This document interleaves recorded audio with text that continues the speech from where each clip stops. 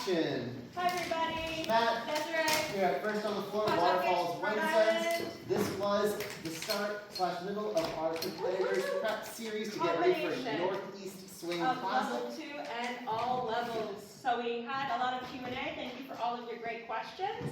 Jack and Jill, Strictly, and Routines are all different divisions. Matt, you can go over the categories quickly. Yeah, so Jack and Jill, random partners, we don't know each other, we're dancing to a random song. Strictly, we know each other, we chose to dance with each other, we still don't know the songs we're gonna get. Versus Routine, we know each other, we know the song, we hopefully know what moves we're gonna dance. Choreography, yes.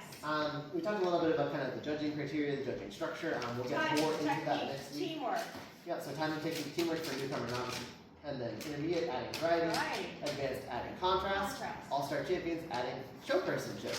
We also talked about judging in a prelim, semi, quarter. You're judged individually as just a leader, just a follower. The judge is not looking at the person you're dancing with. Any of the preliminary rounds, no matter what they're called, in a final. You're given a numeric score that translates into a yes, a no, or an alternate in terms of how you advance to the next round. For prelims. The average of those, or the total amount of those, ends up determining who makes it into the final. In a final, you judge the unit or partnership, and you're ranked first, second, third, fourth. Judges can take notes on why they would rank you in that order. This is all really complicated in terms of the relative placement scoring system, but Don Blorstedt does a great training on it, as does Gary Dokes, so you can always get trained on it if you're interested in more. Yeah, I believe that was pretty much everything for the first class. Yeah, that competition scoring does not determine your worth or your ability as a dancer. Some people compete better than they social dance or vice versa. The judges only get a glimpse in time, so you want to give your best, but a really good way to do well in competition with a lot of hard work and coaching is to focus on yourself for the prelims or semis and to focus on bringing out the best in your partnership and having your strengths combined with your partner in a final. Then we moved on to class 2 for all levels, which is dancing to fast and slow songs and starter steps. Fast and some slow music to kind of get a sense of like your range right now. Obviously everyone felt a lot more comfortable dancing to the slow music.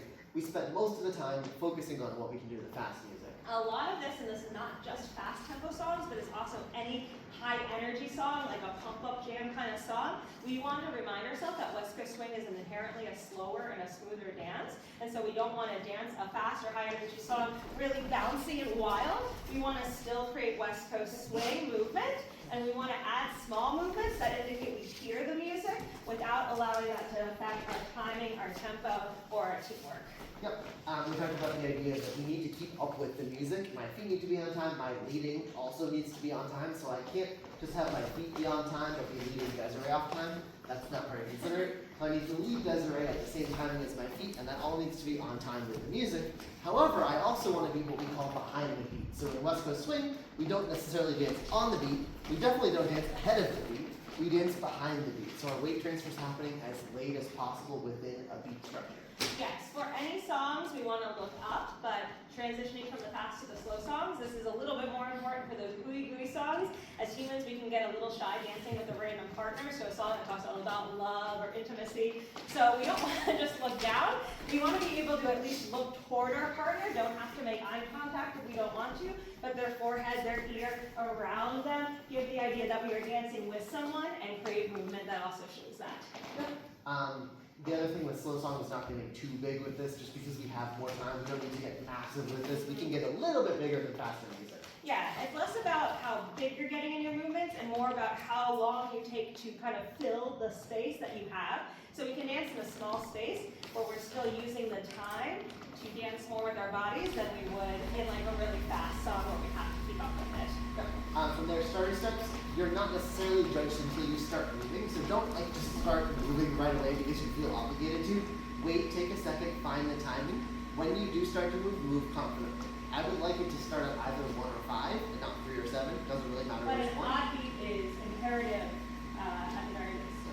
1 or 5 of the music. It's generally 3 triple steps. For our followers, it would be triple step to the side and to the right, and then to the back part of the floor to anchor, settle, before you're being let out into a linear pattern.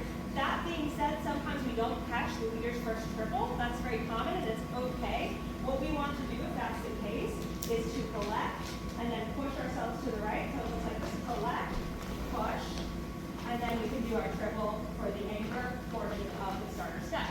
Any other tips? Yeah, if your partner's